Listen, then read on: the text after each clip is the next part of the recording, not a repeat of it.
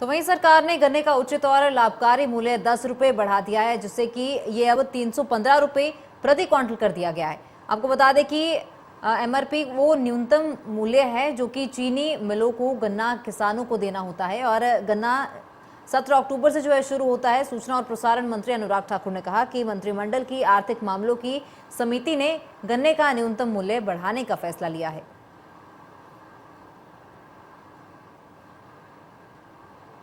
किसानों को लेकर प्राथमिकताएं भी दी गई, निर्णय भी किए गए और आज भी गन्ना किसानों को उचित मूल्य मिले तो 1 अक्टूबर 2023 से 30 सितंबर 2024 तक की अवधि में चीनी मिलों के द्वारा गन्ने किसानों को उचित मूल्य मिले, उसमें बढ़ोतरी की गई है।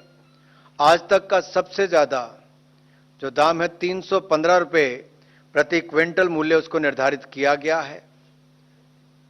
ये गन्ने के मूल्य का भुगतान चीनी मिलों द्वारा सीधे तौर पर किसानों को किया जाएगा और ये कृषि लागत और मूल्य आयोग CACP इसके द्वारा पहले स्टेट से, स्टेक होल्डर से सबसे इनके सुझाव और रिकमेंडेशंस लेने के बाद गन्ने की उत्पादन लागत व अन्य बाय प्रोडक्ट जैसे कि गुड़, गन्ने की खोई इत्यादि की बिक्री से प्राप्त होने वाली राशि, इन सबको उचित प्रॉफिट मार्जिन जैसे फैक्टर्स को ध्यान में रखते हुए तय किया जाता है।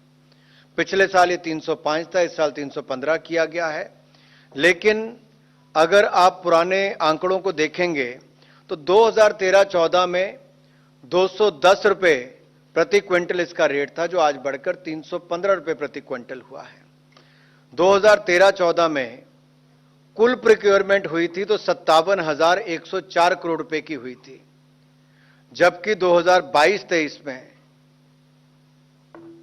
ये 1,13,000 करोड़ के लगभग हुई। अगर मैं यूपीए के कालखंड की बात करूं, अगर 2004 से 14 की, तो कुल मिलाकर 2,71,204 करोड़ रुपए की खरीद हुई, वैल्यू जो है उसकी, और 2014 से 2023 तक 7,46,066 करोड़ रुपए खरीद में हुए। आपको याद होगा उस समय के अगर परिदृश्य आप देखें, गन्ना किसानों को सड़कों पर रोक लगानी पड़ती थी, नेशनल हाईवे जाम रहते थे, पैसों का भुगतान नहीं होता था। लेकिन आप पिछले कुछ सालों का अगर देखेंगे, पूरा भुगतान किसानों को किया गया है।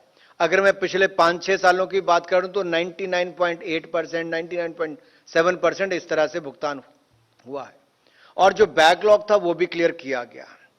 इसका सबसे बड़ा अगर आप उदाहरण देखें तो कहां फर्क पड़ा है, जो प्रधानमंत्री जी ने कहा कि एथेनॉल को हम अपने क्रूड ऑयल के साथ मिक्स करके पेट्रोल डीजल इसके लिए, तो वहां पर अब ये 10% से ज्यादा हो गया है।